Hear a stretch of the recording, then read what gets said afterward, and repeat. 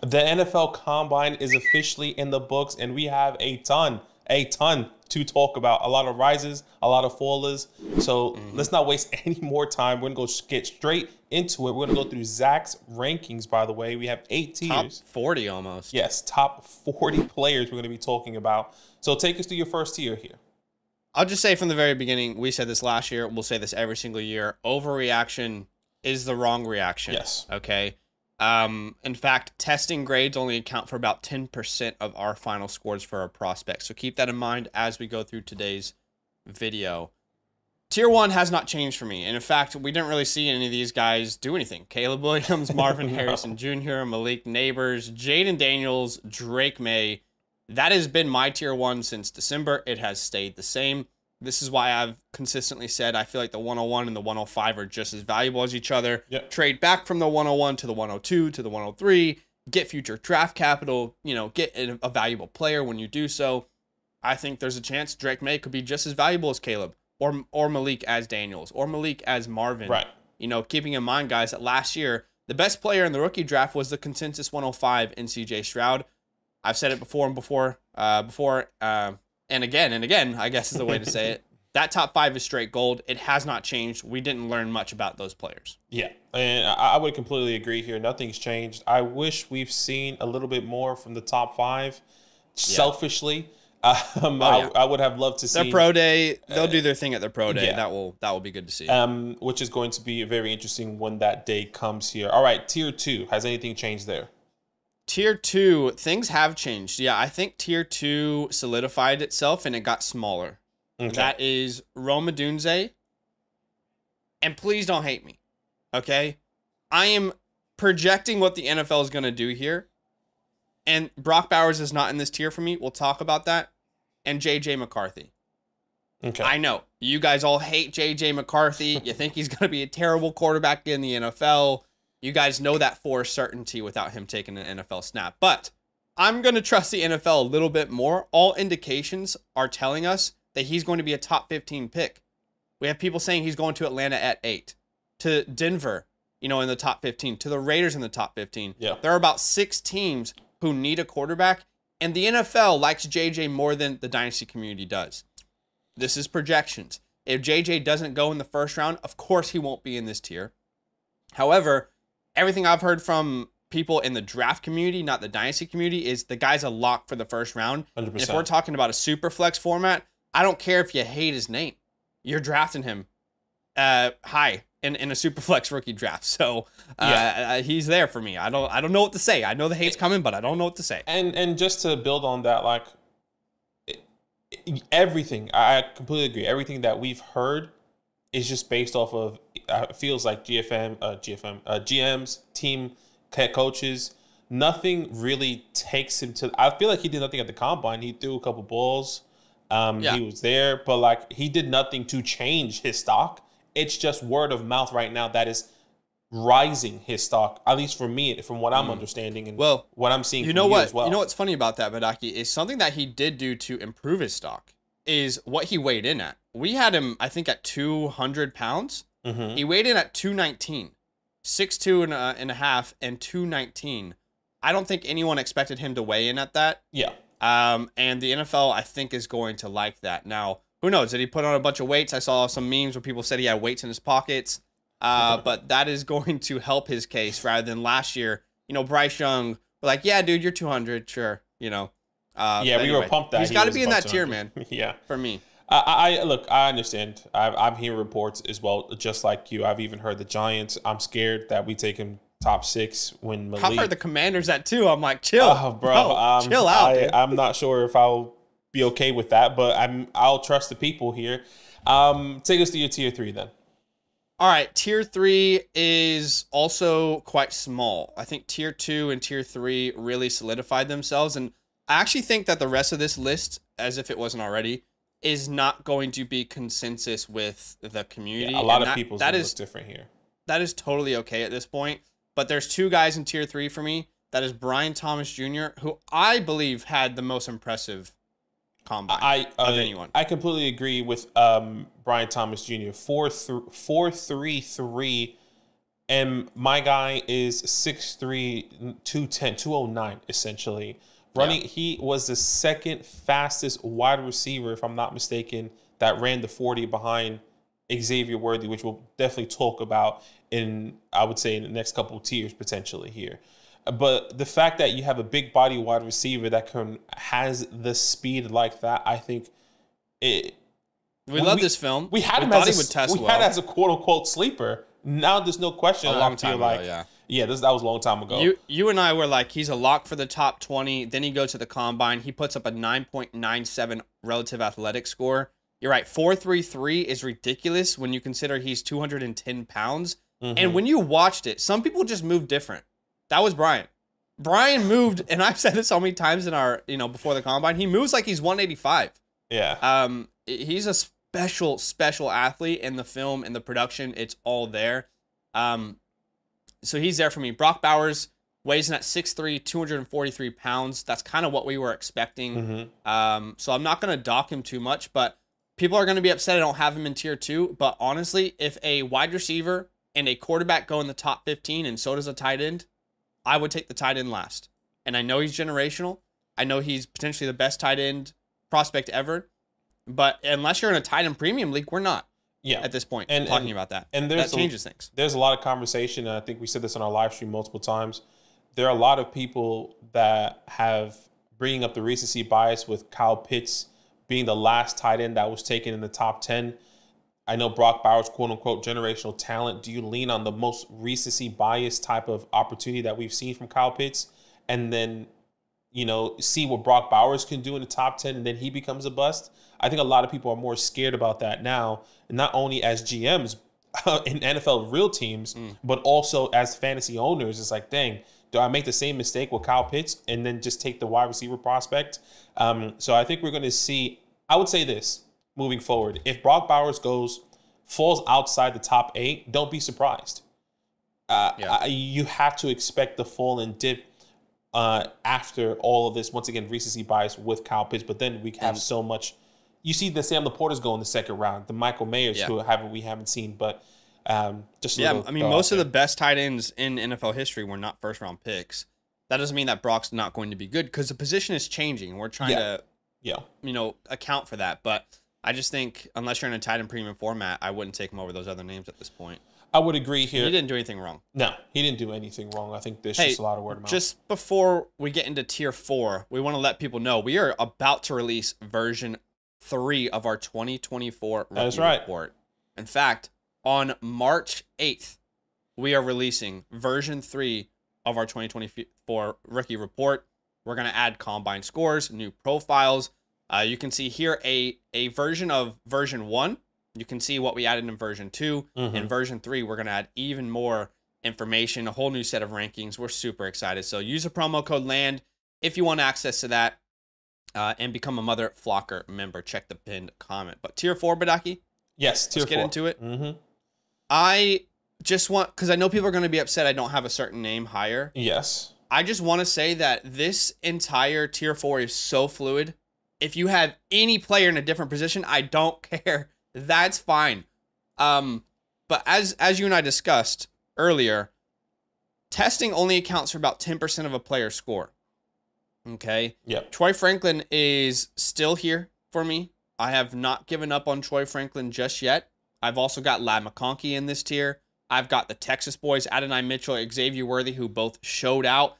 And I've got Jalen McMillan, who I saw more than enough from what I needed to see at testing to still believe in my guy, Jalen McMillan. Okay. That is my tier 4. Hey, you have Xavier Worthy all the way up here above Troy Franklin. You think Troy Franklin's a bust. You don't believe in him anymore because he didn't flash like those Texas boys did.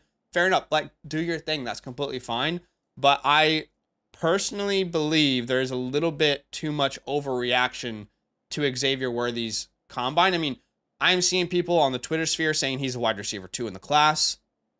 He's locked and loaded top 3, that he's clearly above Odunze. I just don't understand that. The speed is, we knew the speed was there. He's a fantastic player. Guys, we could see 10 wide receivers go in the first 40 picks. This class is stacked. I have so many gold level prospects in this class, I can't keep track. All these players are going to be fantastic. All these players I want on my roster. I don't dislike Xavier Worthy. He made history. It was absolutely impressive, but I don't think that it's going to. He was still that player when we were evaluating his film. Yeah. So 10% is what it accounted for. I would go on a limb, Badaki, and again, I could take some heat for this. Okay. I think Adonai Mitchell's combine was more impressive. 1,000%. He ran a 4.34 at 205 pounds. He had a great explosion grade, great vertical and broad jump. I just think with his size and his number, it was more impressive to me than Xavier at 165. Although he broke the combine record, that was absolutely incredible. But I just felt like Adonai's day was more impressive. And I completely agree. And I would say this. I think the Texas boys solidified themselves within the first round, personally.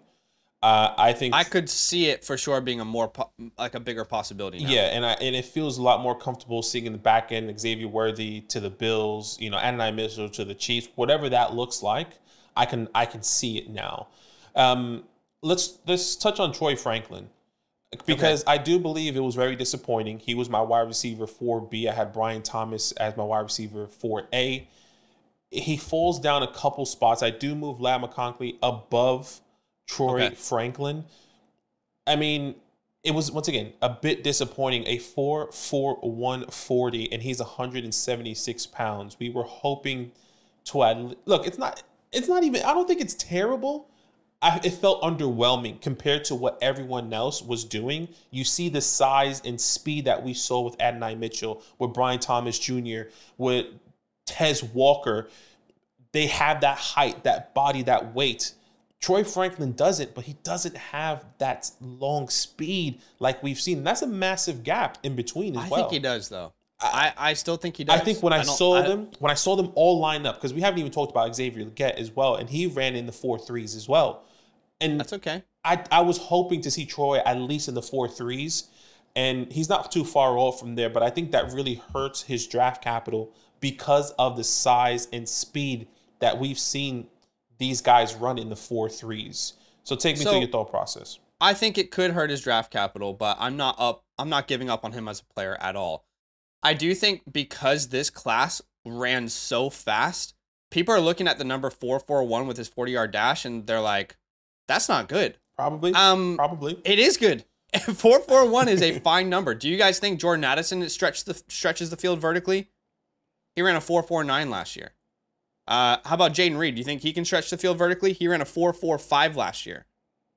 Troy Franklin has a better RAS score than both of those names. How about Tank Dell? Can Tank Dell stretch the field vertically? He ran a 4.49 at 165. He had under a 6 for his RAS score.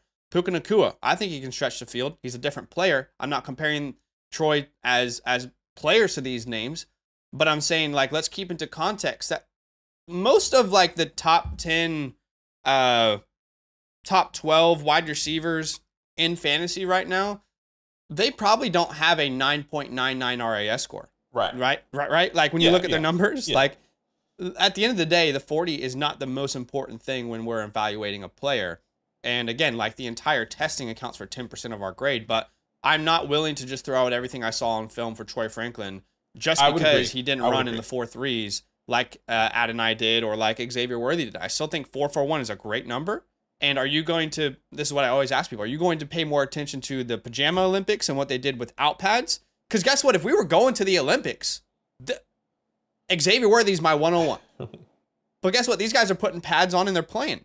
So, again, I think the film still matters so much more. And you can't just throw out the kind of production that Troy Franklin did. Sure. Dominated as a sophomore. Sure. Over 25% of his team's receiving offense. Dominated as a junior. So, I'm still in on Troy. I love all these players. I don't hate it if someone has Xavier higher than Troy. But I just think it would be silly to be out on him. And I'm not out on him. I think when I saw them back to back, and, I take a lot of these guys, for example, someone like, personally, you think of all these guys that are like Dana Jeremiah, when we saw Troy Franklin run the gauntlet, he was saying, this really shows, once again, very minuscule. The gauntlet was rough. And that was a hard part. So the 40 time wasn't up there, and the gauntlet shows that he can't, not that he can't get the separation, but the point of the gauntlet is that no one can undercut him while he's running in that straight, that I guess, crossing routes, right? It's more about if you're running in a straight line across the field. Exactly. Can you catch the ball and not, still maintain speed and go? So which is a little I bit, hear it, but I saw that on his film, personally. Yeah. And I saw him doing that on his film. And I think when I see, the Lamb McConklys, you saw the Anani Mitchells do that, even the Jalen McMillans really significantly more successful than Troy Franklin. And once again, maybe there's a lot of nerves. There's so much that goes into the NFL Combine. I'm not knocking him as a prospect. I still believe in him. I do believe I moved Lad one spot higher, but he's still within that range for me, Troy Franklin. So definitely keep that in mind, guys. Like I said, if you want to put Troy Franklin all the way at the back of this tier, I'm totally fine with that, but I'm not going to... I honestly, Badaki, I know the consensus is people are out on Troy Franklin now. Mm-hmm. And I was trying to, figure out, do I juke the stats or something for our system to please people? And it felt wrong. It felt disingenuous for me to, now be I'm not in on him. He sucks. The Combine I would say show this. No one's in on... You know what I mean? It's just... I couldn't do it. I would say this on Troy, and I think maybe we can wrap up here. He's not I don't think he's a first-round pick anymore in the NFL's eyes. Yeah, I don't actually think that Xavier's locked in either. Right. Okay. I still think Xavier, Troy, and Ladd are on the edge of the first-round pick. I know people will comment, the NFL loves speed. Yeah, of course they do. Mm-hmm. I agree. Mm-hmm. But I don't think it locks him in as a first-round pick. I think it absolutely improves his chances of being a first-round pick. And if Xavier's a first and Troy is a second, of course, that will go into consideration, Yeah. I completely agree there with a lot of your tier 4. Obviously, I still don't see the Jalen McMillan belief. He didn't really change it. He had a decent 40. Guy, then. He had a decent 40, 4.47. But which is funny because that number last year, amongst last year's class, would have been damn, that's a great number. But again, I just think people look at this class. I don't want to sound drastic, but I think this might be one of the best classes ever across the board. And I think that's how you have to view it in this point. You look at the best class ever. This, these middle tier wide receivers, if they were in a different class, they would have been great, but they're just amongst some really great people. The way I view it is your late first round picks gained value. Your second round picks gained value. In a dynasty perspective, absolutely. I think in the NFL perspective, I'm not necessarily sure they're seeing that potentially. I could be wrong.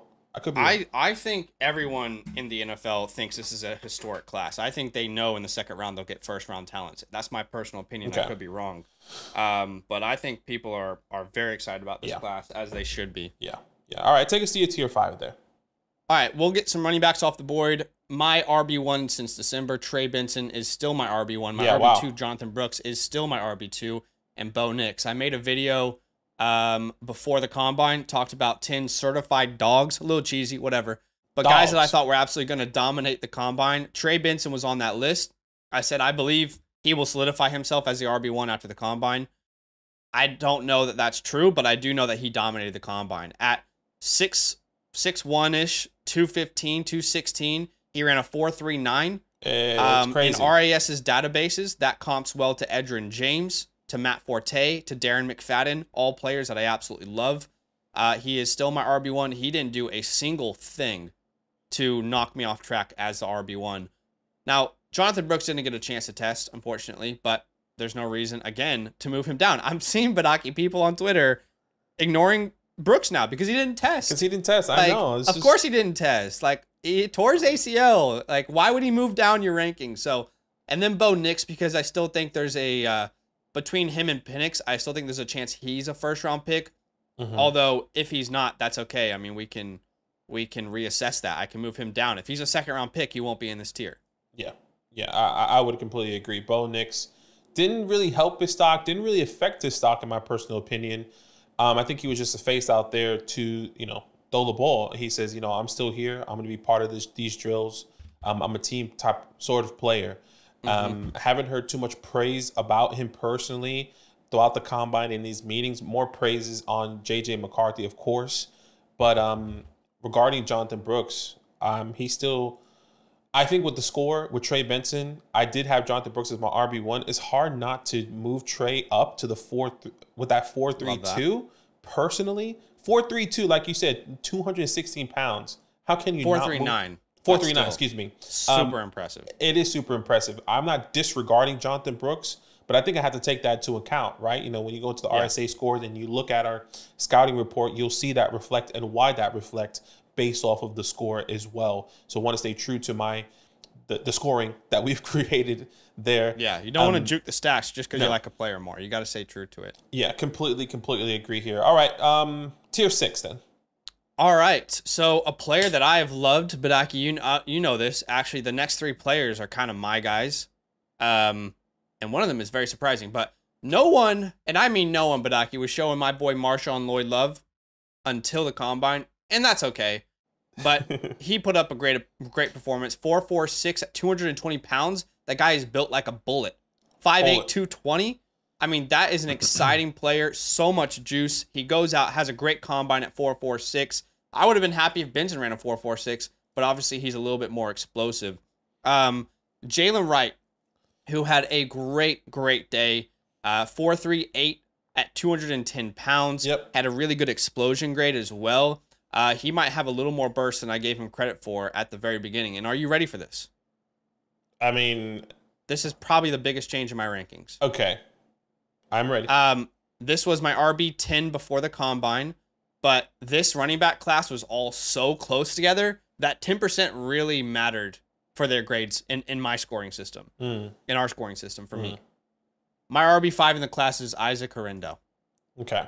I've been telling y'all about Isaac Horrendo, and I'm excited to talk about him. I've got Blake Corum in this tier. I've got Bucky Irving, who had a stinker of a combine, and Michael Penix in this tier. That is tier 6. Quarterbacks are tough to rank right now. I'm just gauging off the current NFL draft community talks. Yeah. But who do we want to talk about? Because I want to talk about every single one of these names. I don't know where you want to go. Exactly. And, you know, let's talk about Isaac Horrendo, because if a lot of people don't know, I bet you what you do know is that he ran the fastest 40 amongst running backs ahead of Jalen Wright, Benson, Bucky, Blake. Obviously, as you can see, he moves from your 10 to your 5. A big body running back out of Louisville. I mean, take us through it. Where do you see him going now? What type of fit is there? Obviously, all that's going to be in the scouting report. But, like, yeah, you have to put respect on him with the performance. Big time. He's been a sleeping giant for a while, and I was nervous that he would test well and then everyone would know him, but I didn't think he would test that well. I have to be honest. I'm not even going to sit here and pretend like I thought he would test that well. That is ridiculous. A 999 RAS score. And you mentioned it, 221, a 4.33, great explosion grade as well. Absolutely dominates, puts on a freaking show. My comp for him originally was David Montgomery. I don't think that's it's not a right comp anymore. I feel like we have to go reevaluate. David Montgomery, yeah, he would never run that 40. Yeah. So I need to reassess, but I do think he plays like David Montgomery, but he's faster. So that's scary when you think about what that could be in the NFL. So I'm going to have to reassess a little bit, but I am obsessed with this guy. He had an over 90 PFF run grade, averaged over 6 yards per attempt with Louisville. 48.6 breakaway percentage, was great after contact, 14th best in the nation this year of running backs who had 100 attempts. He's got next level physicality. This guy is going to make you feel the pain of trying to tackle him for a week's time. You're going to be in the ice tub thinking about why did I try that? Why did I try and bring this man down? He's got ridiculous elusiveness for his size. He's a deadly cutback as well behind the line of scrimmage. I think his best asset is how he shuffles his weight behind the line of scrimmage in between the offensive line. Again, at his size, he should not be able to move left and right like that quickly between the tackles. It's ridiculous. And by the way, he's a fifth-year senior. I think spreadsheet warriors, and I say that as like a negative, the spreadsheets are needed. But the spreadsheet people will not account for his story. He goes from Wisconsin to Louisville, and yes, he's a fifth-year senior, but he only has 231 career attempts. Okay? And Cody Schrader had more attempts in 2023 than Isaac has had his entire career. Blake Corum has 676 career attempts. Isaac has 231. Yes, he's a fifth-year senior, but there is no mileage on these tires. The tread is brand new. This kid is ready to step into an NFL team and contribute day one. He was projected as an undrafted free agent. I thought that was ridiculous. Now I think he's probably a round 3 or 4 pick.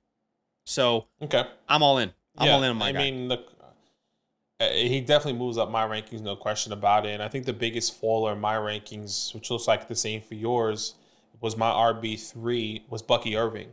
Yeah.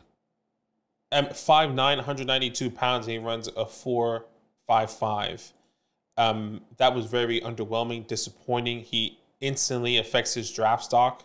If he runs maybe 4.41, 4.39, I guess what Trey Benson ran, obviously his draft stock, which I kind of accounted for, late second, mid third. I think he falls outside the 4th round now, or end of the 4th, outside the 4th round, which is really unfortunate for Bucky Irving. Could see it.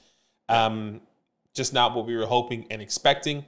But other than that, there's no reason to be out on Bucky. Yes, there's no reason. What I will say is it was obviously disappointing. To come in at 5'9", 192, that was already going to raise some eyebrows, and it shouldn't be that surprising. But the issue is he was a big hype name of like, this guy could be the fastest back in the class.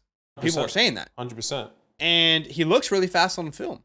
He does. But to come in and run a 4.55, you're right, at 192, that is going to impact your draft capital. It just will. Yeah. This is not a James Cook player who's getting drafted in the 2nd round. It's just not happening. Yeah. But what I will say is, remember, Badaki, you and I loved Kyron Williams. And after the combine, we just were like, he's dead. And to be fair, he's a huge outlier because he should have been dead. He should have been buried.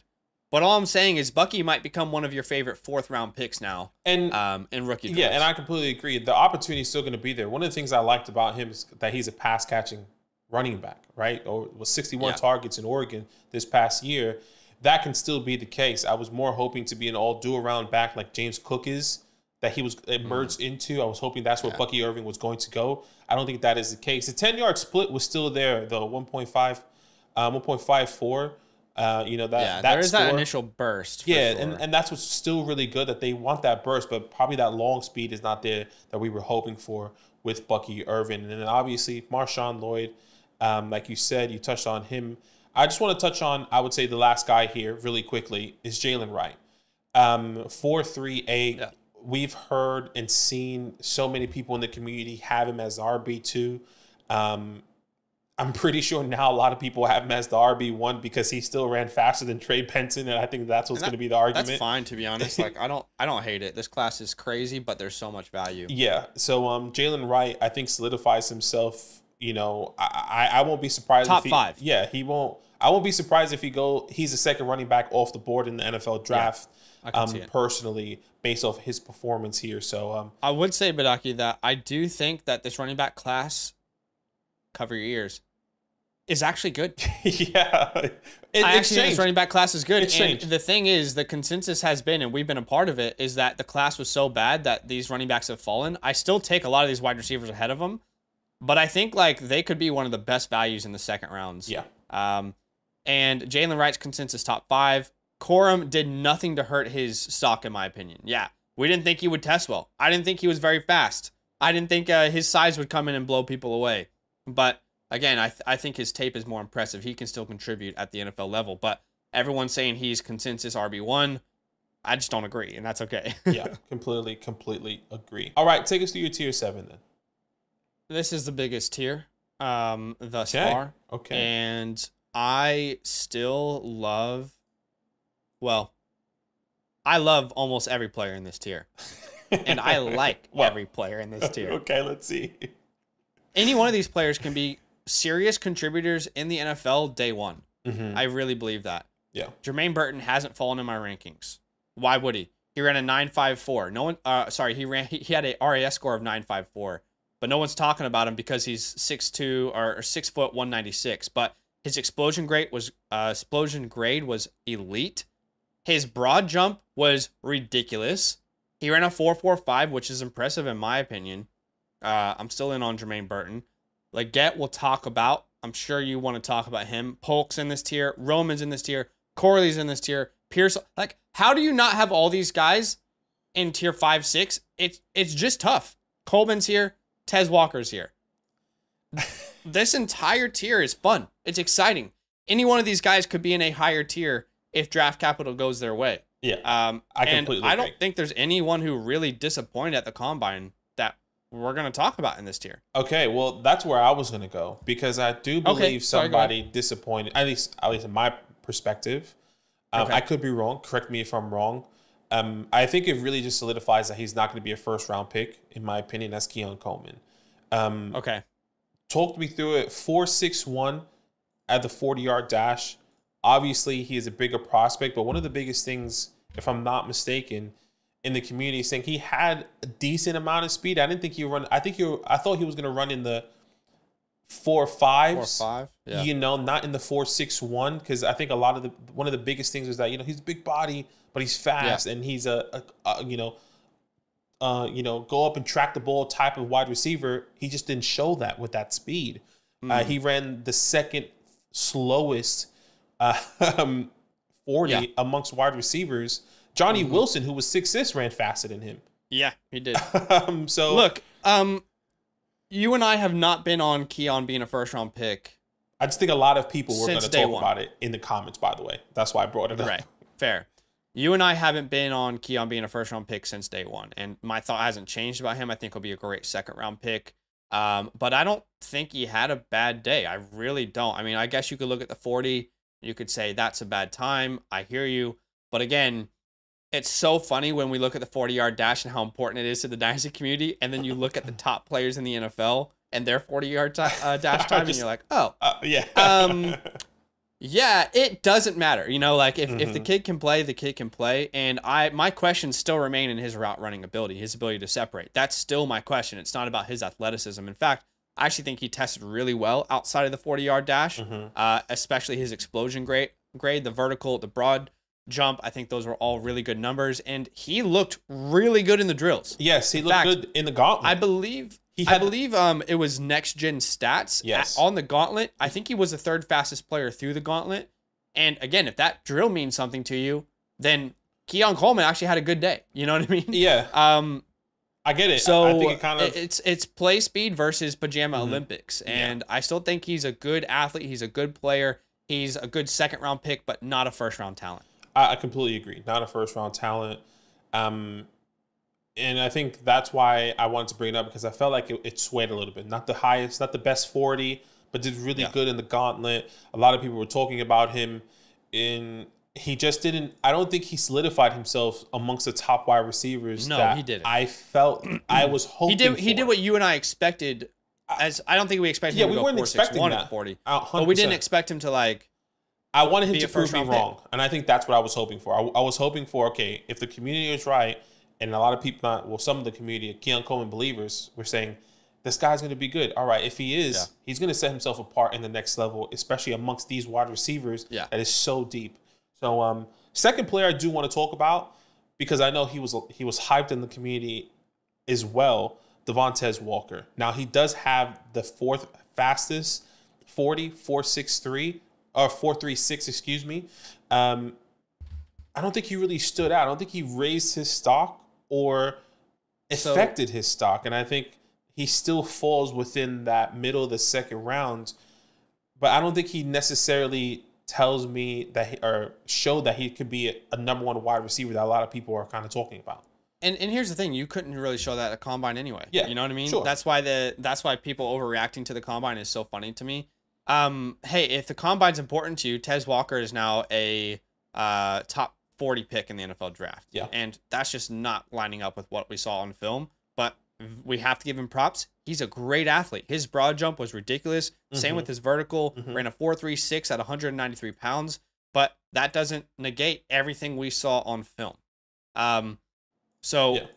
He certainly is a good athlete, but I'm not taking him over Burton, Leggett, Polk, Wilson, Corley, Slick Ricky, who had an incredible performance. Yeah. And yeah, I mean, the nuances of playing wide receiver is the issue with Tez Walker. It's not his athleticism. Yeah, I completely agree there. All right, Xavier Leggett has a decent day, 4.39. Your guy, hey? Yeah. Your guy. I love. Had a great day.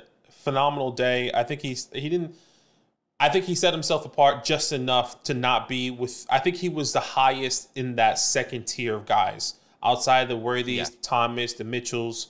I think he puts him in Lamaconkis. I will also put in that first tier. He sets himself to be the first one in that second tier of group of the wide receiver twos. So you think ahead of Burton is what you're saying in McMillan for you, not for yes, me, but for you. Exactly, for me, which I feel really comfortable with.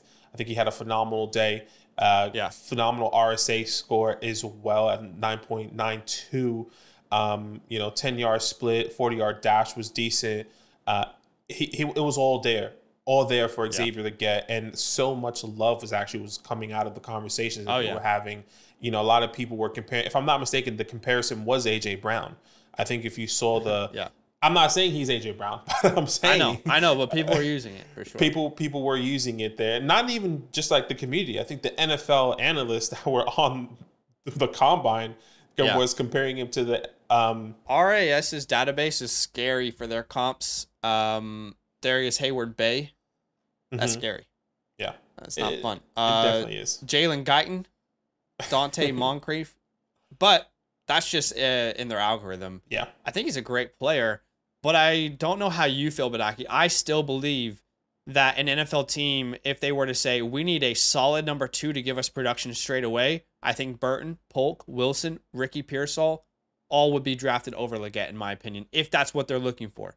If they're looking for an upside hit, sky's the limit. I think Leggett goes ahead of them. I think what is scary to me is that the tier that he is in, all these guys can be more of a slot or outside. And I think Leggett is more specifically an outside to me. He can play the slot. You've seen the versatility in 34% in the slot this past year. But he's, once again, I think only Roman is the one I would say strictly in the slot here, though. I think all these guys have the opportunity to play the slot more or transition to it. I think Burton can transition. I agree. I think Polk. I think Roman, Malachi, obviously, and Ricky can all put down. If they say a team, say, yo, we want you to be in the slot, 100%. I think Xavier Leggett doesn't fit that mold as much. Yeah. So I can definitely see the worry. I would say Burton, Polk, Pearsall are all more versatile. Yeah. Than Leggett. But all right, let's get into tier 8, and we will try and wrap up. Sanders, man, what? Audric Estime, Braylon Allen, sweet baby Ray Davis, who I thought had a decent day. Javon Baker, Malik Washington, and Jacob Coing. Again, all these players. And by the way, Braylon Allen, just because I know we're going to get questions about this, Badaki, he didn't drop in our rankings for me because he didn't test. I just was already not in on this player. Same with Audric Estime. Audric Estime didn't drop in my rankings because he went out and had an absolute stinker at the combine. By the way, shout out to everyone on YouTube telling us we were idiots and that he was like, had elite speed, elite explosiveness. But he didn't drop because of his combine. He didn't drop because he ran a 4.7 140-yard dash. I was already lower on these two names. Yeah. I mean, I was right there with you with Audric Estime and Braylon Allen. I was hoping to see something. I was giving hope. I had hope, cut out for them at the NFL Combine because of the community. I was looking at these guys that I think we were both completely, opposite versus the community. And we just didn't see that change for them at the NFL Combine. And I do believe these guys are probably just going to be backups, maybe goal line top of usage when it comes down to Estime and Braylon Allen. What's exciting about Braylon Allen is that he is still young. I get that. Completely understand. But I actually think they're contributors day one. That's how deep this class is. I think they are contributors in a rotation. They're not a 3-down workhorse, but I think they're all contributors in a rotation. And that's, that can definitely be the case. If once again, we can have our foot in our mouth if they go to the perfect landing. If Audric Estime goes to the Ravens and they draft nobody else, we saw what Gus the Bus did this past year. Yeah. He can definitely, a lot of things can happen based off landing spot here. Also important to note that we don't have testing numbers for Braylon Allen, right? And as I said earlier in the video, because these running backs are all so close, testing numbers could do a lot for a guy in our system. Yeah, is he going to have a pro day? At the running back position. He's going to have a pro day. He will test. I assume he's going to run the 40. But that could change things, right? He still has a chance to improve his stock. Estime, I went back and watched more film. Everyone's saying he was like a top 3 guy in the class. I was just like, I don't want to conform just because people think this, because I don't see it right now. Yeah, I mean, we got a lot of heat in the comments saying that we're estimating we could still be wrong. Once again, we can still be wrong here. I think everyone else is pretty. I'm not necessarily sure. You kind of said Ja'Tavion Sanders. You kind of laughed about it there. Do you want to take a seat? No. Look, I mean, I will say I'm not gonna put much stock into testing, and maybe that's me being hypocritical there, but I was shocked at his 40. For him to be this hybrid, 6'3", 245. He's not a traditional tight end. He's not going to give you the blocking prowess some of the top tight ends in the league do, at least not right now.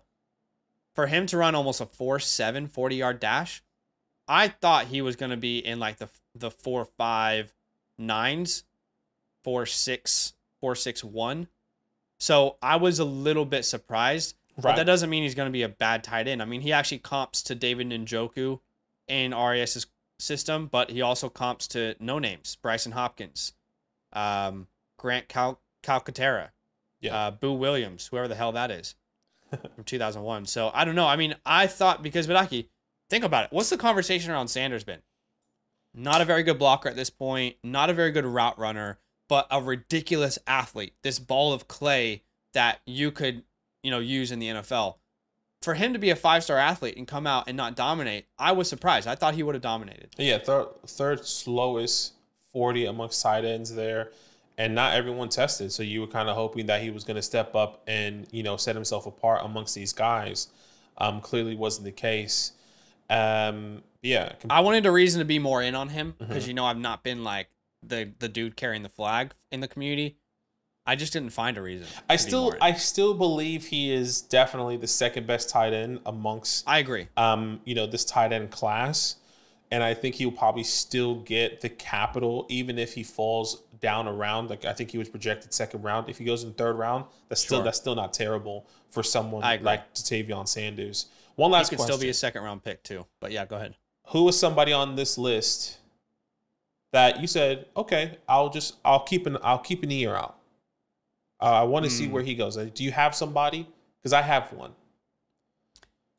As far as like where they go in the NFL draft? Just where they go, just somebody that you like that you probably didn't look too much into, that just caught your eye a little bit. I felt like last year was like Bryce Ford Wheaton that had a really good one. Okay. Right? Like I don't have an obvious one. Who you got? For me, it's a tight end because of the conversation. Theo Johnson. I know who you're going to talk about. Yes, Theo. 4.57, big body type of tight end. Now, can he be the third tight end off the board? 6'6", 259, really versatile. Apparently, I haven't looked too much into him. I was watching the testing, everything that was happening. I think he is Let's add him to the rookie report. To the rookie report. For V3, yeah. Other than that, I think that's about it. There's no wide receivers that stood out to me. There's no running backs that stood out to me. That was like, okay, I need to I think you guys should comment down below somebody that's not on this list that you guys liked. Yeah, Theo's a good shout. He's probably the only name that I was like, oh, damn, yeah. Should look into him. Yeah. But that's it, guys. Do us a favor. Hit the like button. I'm sure you're going to disagree with a lot on this list, and that's okay. Do it respectfully. We appreciate you. We'll see you soon. All love. Now that those idiots are done talking, who needs some rankings? Hell yeah, I need some rankings. Then use promo code LAND, LAND, for 30% off any membership at flockfantasy.com. Oh. It's so easy. Even your grandma could scan that QR code right there.